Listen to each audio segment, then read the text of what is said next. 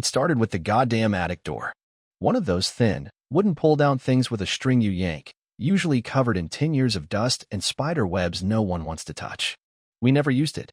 I'd probably opened it twice in the whole decade we lived in that house. Once to toss up a box of old Christmas lights and the other time to forget about it again. But that Saturday morning, Emily came into the kitchen holding a mug of coffee in one hand and her phone in the other, tapping at the screen like she was trying to erase something from the universe. "Do you mind checking the attic?" she asked casually, like she'd just remembered we owned one. I didn't ask why. I was hungover, halfway through a slice of dry toast, and I'd already promised myself I'd fix the broken railing out back. But the way she said it, nonchalantly, like she wasn't trying to convince me of anything, made me squint at her a little longer than usual. She noticed, but didn't flinch. Just sipped her coffee and walked away. So, I pulled the ladder down and climbed into that dry, musty void above our ceiling. The second my head popped up, I felt like I was intruding on something private. Not haunted, not creepy, just wrong. The air was warm, stale, heavy, and the smell wasn't quite dust. It was something else, like perfume, faint and expensive. My eyes adjusted, and I spotted the box I'd put up there years ago, right in the center where I left it. But what caught my eye was the worn blue duffel bag sitting next to it. That wasn't ours. I knew every piece of luggage we owned because Emily had this thing about matching sets. She'd spent an entire Saturday once choosing a 3-piece hardshell set like it was the most important decision of her life. And this thing, this soft, beaten-up duffel, didn't belong. I didn't open it right away. I just stared at it for a few seconds, trying to remember if a friend had left it, if we'd brought it home from somewhere. But nothing came to mind. When I unzipped it, I didn't find anything that made sense. A stack of envelopes, thick ones, bundled together with rubber bands, and a pair of men's jeans folded neatly on top.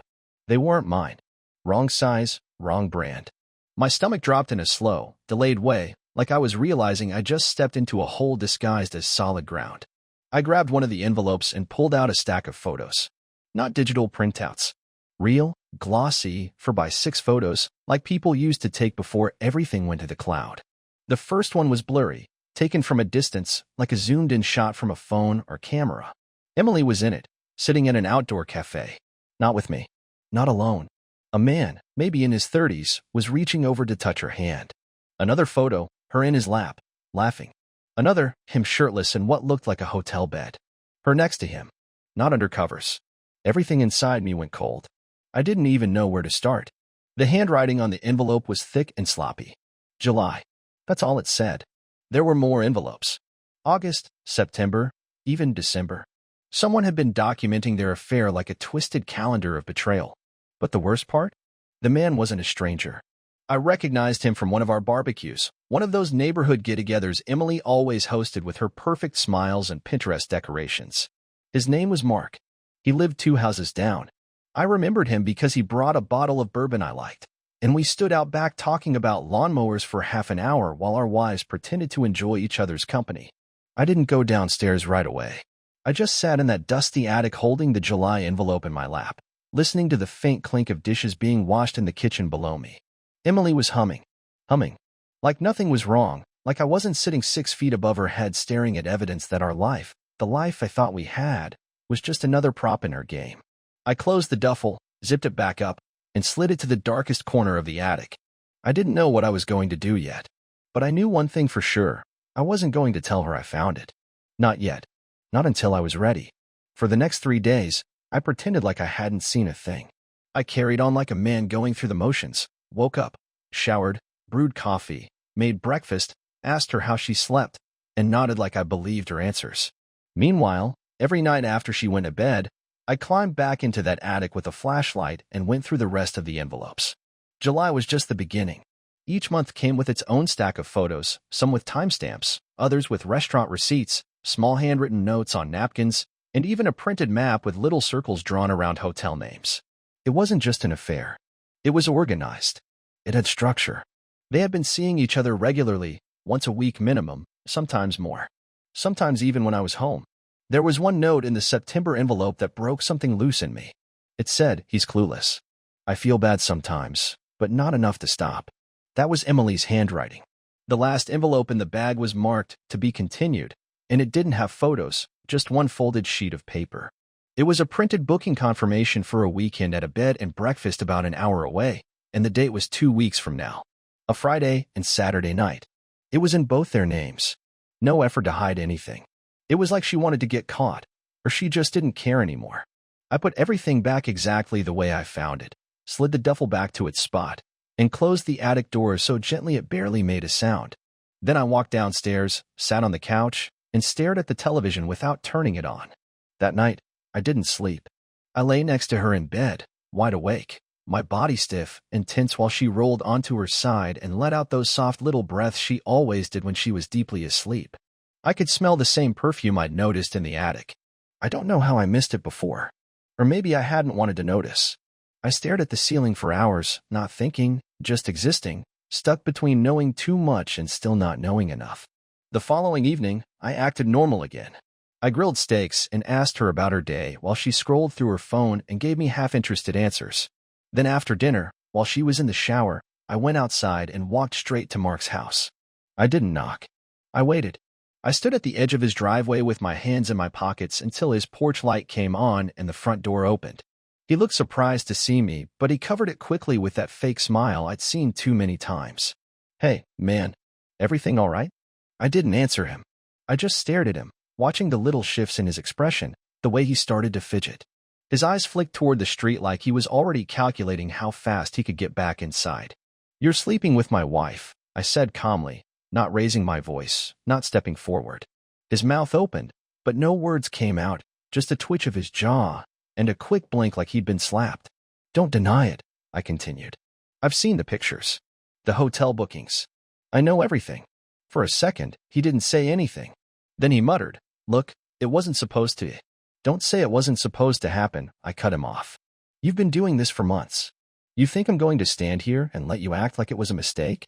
You planned this. You kept track. You kept souvenirs." He looked pale. I could tell he didn't know what to do with himself. "Does she know you found out?" he asked.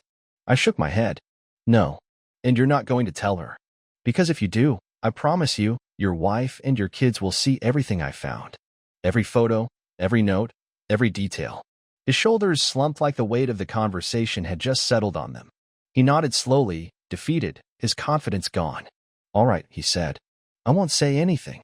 I left without another word. I didn't look back, didn't slam a door, didn't do anything to leave a mark. I walked home like it was just another evening, let myself in, and went upstairs. Emily was already in bed, reading. She looked up and smiled like nothing was wrong.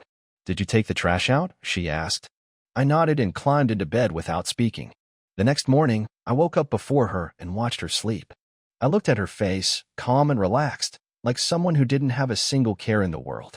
I realized then that the worst part wasn't even the cheating. It was that she could lie so easily, so effortlessly, every single day, while looking me in the eye. I wasn't dealing with some impulsive affair.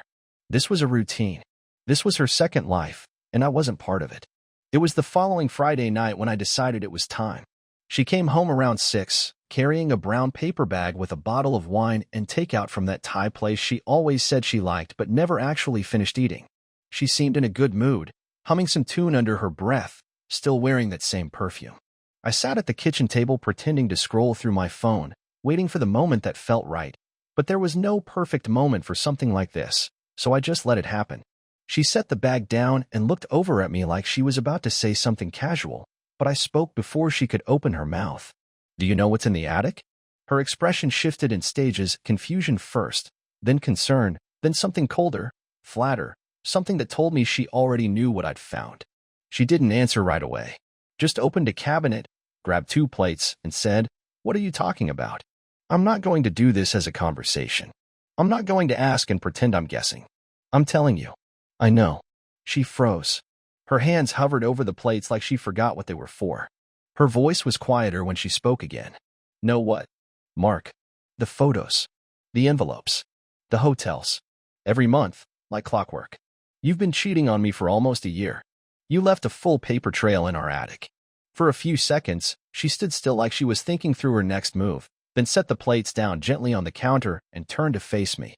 "You went through the attic," she said, as if that was the problem. "That's what you're focusing on?" I laughed, and it came out louder than I expected. "I found a bag full of proof that you've been sneaking around, sleeping with our neighbor, And you're asking why I was in the attic? I didn't mean, she started, but I cut her off before she could build a sentence around some weak excuse. Don't explain. I've seen the evidence. I know everything. You don't get to rewrite this. She didn't cry, didn't scream, didn't try to deny it anymore. She just leaned against the counter and stared at the floor like she was too tired to pretend. It wasn't supposed to be like this, she finally said, and I could feel the anger rising through my chest because that line, that empty phrase, made me want to throw something. You knew exactly what you were doing. It's written out, labeled by month. You planned everything. You left receipts. I wasn't happy, she said, louder this time, trying to sound like she was the victim. I felt like I was just going through the motions with you, and I needed something to feel alive again. I slammed my hand on the table, not because I lost control, but because I wanted to break the rhythm of her speech. So you lied to me for a year? That's how you fixed it?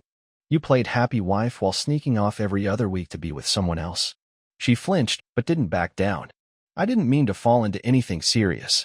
It just happened. He listened. He paid attention to me. I didn't feel invisible with him. I didn't realize you thought attention meant taking your clothes off in a hotel room, I said, staring straight at her. Was this supposed to stay a secret forever? Were you going to keep smiling at me across the table while screwing him during lunch breaks? Her voice cracked for the first time. I thought maybe I could end it. I thought maybe you and I could work things out and I'd bury it, never bring it up again. You buried it in the attic, I said, and she looked away. You didn't even have the decency to destroy the proof. You kept it. Like a scrapbook. She didn't say anything after that. Just stood there, looking small and defeated, arms crossed like she was cold. The silence between us stretched long and uncomfortable, but I wasn't going to fill it.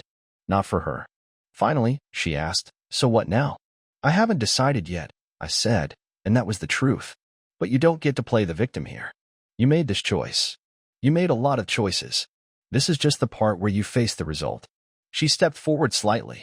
Do you still love me? It was such an absurd question that I laughed again, not because it was funny, but because it felt like the only thing I could do. You don't ask someone that after setting fire to the life they built with you. That's not how this works. She looked like she was about to cry, but I didn't feel anything for her in that moment. No sympathy. No nostalgia. Just a dull sense of finality, like watching someone you used to know walk away and realizing you're not going to stop them. I didn't talk to her for the rest of the weekend. We moved around the house like strangers staying in the same rental, keeping to opposite ends of the space, barely acknowledging each other. She didn't try to fix it. She didn't beg or offer explanations, and I didn't ask for any. I was done listening. I'd already heard everything I needed to, and the fact that she didn't even bother to fight for it told me she wasn't sorry about what she did, just sorry that I found out. By Sunday night, I knew what I was going to do. I didn't want to fight.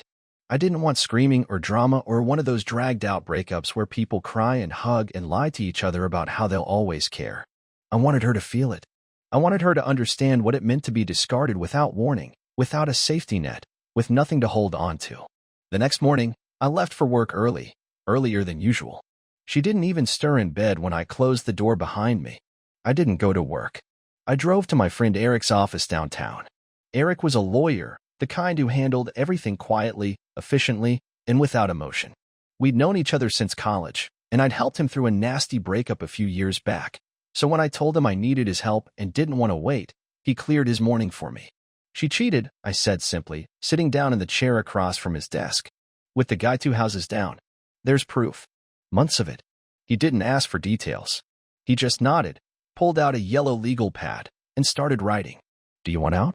I want her to lose everything she thought she could take for granted, I replied. I want the house. I want every bit of leverage I can get. She doesn't know I've seen a lawyer, and I don't want her to know until it's too late. He flipped open a folder and started listing the steps. Divorce papers, restraining access to shared accounts, filing to take temporary ownership of the house, freezing credit cards, setting up a new account in my name only. I nodded through it all. He asked for the evidence. I gave him the photos, the notes, the booking confirmations. I didn't bring the originals. I'd already made copies of everything and put them in a separate folder. I wasn't going to give her any chance to twist the story. That afternoon, I called my boss and asked for 2 weeks off. I told him it was personal and I wouldn't be reachable. He didn't ask questions. I had good standing at work and enough unused vacation time that he didn't need a reason. Then I went home and acted like everything was normal. I told her I was taking a short work trip. She nodded like she didn't care. That was fine. I didn't need her interest. I needed her distracted. Over the next 3 days, I moved everything important out of the house. Not the obvious stuff. I left the furniture, the television, the things people fight over in divorces. I took the documents, the bank information, the safe deposit keys, the spare car title, and anything else that had my name on it. I moved money into the new account. I removed her from every login she had access to. She didn't notice because she was too busy pretending to be fine. Thursday night, I texted Mark's wife. I didn't know her well, but I knew enough. We'd spoken maybe 3 times in total, always polite, always short. I didn't sugarcoat it. I need to show you something, I wrote. It's about your husband and my wife. I have proof. It's not gossip. It's not vague. It's real.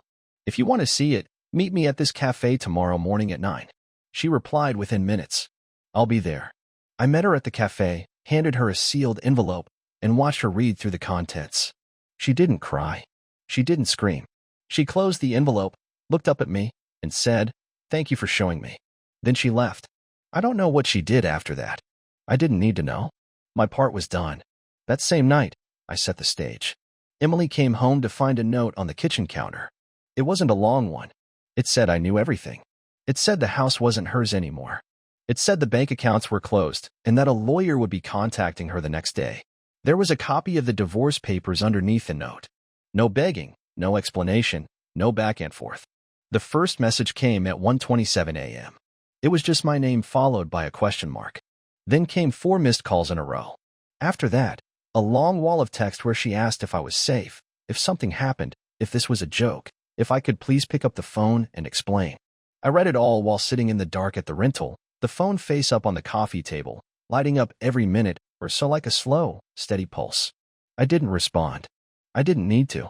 Everything had already been said. She just didn't know how real it was until the lawyer knocked on her door the next morning with a process server behind him and handed her the official papers. By that afternoon, my email inbox was full. Messages from her, her sister, her best friend, even one from Mark, which I deleted without opening. Emily finally left a voicemail that didn't start with panic and end in fake confusion. She was angry now. The tone I knew best, sharp and self-righteous, full of complaints about how I'd blindsided her, how it was cruel, how we could have talked about it, how this wasn't fair. But she still hadn't denied anything. Not once. And that silence said more than all the noise she'd made. The lawyer told me she wanted to meet. One time. In person. No arguments, no negotiation. Just one final conversation. I agreed. Under one condition. It would be in public, and it would be short. I picked a small diner across town, quiet during the lunch hour. I got there early, sat at a booth by the window, ordered coffee, and waited. She walked in 10 minutes late, looking nothing like herself. No makeup. Hair tied back like she hadn't touched it all morning. She sat down slowly, didn't touch the menu, didn't speak right away. I don't know what to say, she said finally, her voice quieter than I'd ever heard it. I'm not here for you to say anything, I replied. I'm here because you asked for it. So talk. She stared at her hands for a few seconds, then looked up at me with this expression that tried to mix guilt and sadness, but it didn't work. It just looked like someone trying on a face that didn't fit. I don't know how it got that far, she said. It started small. It wasn't supposed to mean anything. But then it became something I looked forward to. Something that didn't make me feel like I was invisible all the time. You cheated on me because you felt invisible? I asked. After everything I did, everything I gave up to make this work, you thought the answer was to crawl into someone else's bed behind my back? I'm not excusing it, she said quickly. I'm just trying to explain. You had over a year to explain, I said. But you said nothing. You smiled, cooked dinner, slept beside me, and planned your little hotel trips. There's no version of this where you come out looking like anything but a liar. She flinched at that, then took a slow breath. I never planned to leave you. That's the worst part, I said. You weren't even brave enough to end it. You wanted the comfort of a marriage and the thrill of a side piece. You wanted to be adored and forgiven without paying the price. You got caught because you were sloppy, not because you were sorry.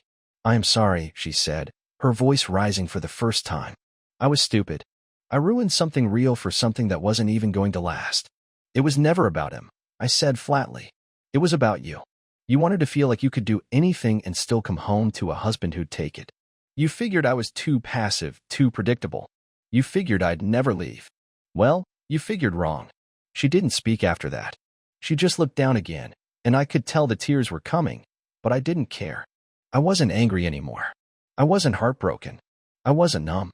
I was done. That was it. I had said what I needed to say. She was finally sitting in the truth without a place to run or a story to hide behind. Do you want to know what really broke me? I asked. It wasn't the affair. It was the way you acted like it didn't matter. Like I was some placeholder in the background while you made your real life with someone else. I was building a future. You were writing hotel dates in envelopes. She wiped her face with a napkin and tried to hold eye contact. Is this really it? You're just walking away. No, I said as I stood up. I walked away the minute you chose him over me. This is just me making it official. The silence that came after that conversation was the loudest thing I'd ever experienced. She stopped calling. No more texts. No more guilt-ridden voicemails. It was like something finally clicked, like she understood that there was no coming back from what she'd done. The paperwork moved forward faster than I expected. Her lawyer didn't fight on much, probably because there wasn't anything to fight over. I'd done the prep work, set the boundaries, and made it clear I had the evidence to destroy any attempt she made to turn the tables. She agreed to leave the house, and within a week, I had it legally under my name. No mortgage to split, no financial games. She didn't even ask to come back to get more of her things. Her sister picked them up, 2 cardboard boxes and a bag of clothes that barely filled the back seat. That was the last I saw of her face. The first night back in the house without her there, I stood in the living room for an hour, just walking around in circles, opening and closing cabinets, flicking lights on and off, looking for something that didn't make me feel empty. I wasn't crying. I wasn't angry. I wasn't even relieved. I just felt disconnected, like I had stepped into someone else's life and was waiting for them to come back and reclaim it.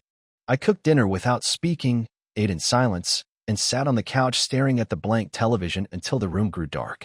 It wasn't peace. It was just stillness. My friend Eric called to check in a few days later. He didn't ask how I was doing. He didn't need to. He just said, "You did everything right, you know. You kept your head. You took care of it. Most people don't." I thanked him, but I didn't feel like I'd won anything. All I'd done was remove a cancer that should have never been there in the first place. I thought a lot about what I could have done differently. Maybe if I'd asked more questions earlier. Maybe if I'd pushed back when things started to change between us. Maybe if I'd taken her unhappiness more seriously instead of just assuming it would pass. But every time I ran through those thoughts, I landed back in the same place. No version of this ended differently because she never gave me the truth until it was too late. She made her decisions. She calculated her risks. She rolled the dice knowing full well what she stood to lose. And she lost. A few weeks after the divorce was finalized, I got an email from Mark's wife. I hadn't spoken to her since the day at the cafe. The message was short. She told me she'd filed for divorce too. Said she was grateful I'd told her the truth, even if it hurt like hell.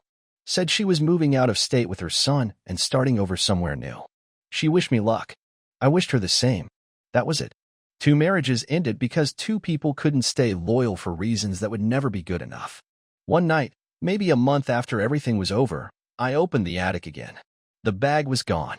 I had expected that. She probably came for it while I was at work or had someone grab it for her. I didn't care. I wasn't looking for it. I just stood there under the wooden beams, breathing in the dust and the old air, and I finally let myself think about what came next. Not what I'd lost, not what she did, but what I wanted now that I was free of all of it. I started going out again. Nothing wild. Just small things, lunches with coworkers, drinks with Eric, a weekend drive to see my brother in another city. I cleared out the guest room and turned it into a workspace. Got a new couch. Repainted the walls in the bedroom. Took down every photo of us together. Not out of anger. Just because they didn't mean anything anymore. They were pictures of strangers pretending to be happy. My mother called after hearing about the divorce from someone in town. She asked me if I still talked to Emily, and when I said no, she paused, then said, "Good. That girl stopped deserving you the moment she started lying." I didn't argue. She was right. The people who really knew me never needed much explanation. They saw through the mask better than I ever did. The day I took off my wedding ring, I didn't feel a rush of freedom or sadness. I just looked at my hand, saw the indentation, and thought, this is what it looks like when something's done. No drama. No ceremony. Just a quiet end to something that should have ended long ago. There's no dramatic message here. I didn't discover some profound meaning or find a new passion that changed my life. I just survived. I woke up every day, made my own decisions, and stopped letting someone else shape the story for me. Maybe that's enough. Maybe that's what healing looks like, not a dramatic comeback, but a steady return to your own life. I don't know where she is now, and I don't care. I've stopped checking. I don't wonder who she's with or if she misses me. I gave her every chance to be honest. She made her choice. I made mine. That's where it ends.